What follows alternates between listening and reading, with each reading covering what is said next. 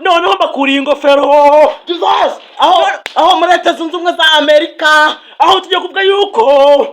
habaye inkungura y'umuriro,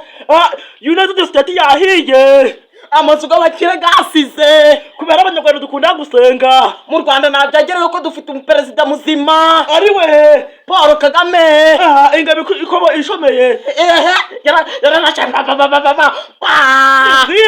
misire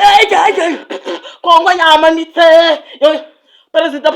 Perezida Gisekedi yamanitse amaboko amanika agatafari avuga ati nanzongera kwatega Kongo. Kagame kumba batingasha bagwa nukama bambaye bodaboda kumbanya sha dufite perezida muzima aho agenda rwakomeye bakeruka ruhoshorora aragenda akanagira ahantu ibiteka bikaguruka ivumbi rigatumuka ndagapfusha rukanda kwanjura njena yafashe ku mbunda abantu barikanga cyane noneho Kagame urabona ko ari umugabo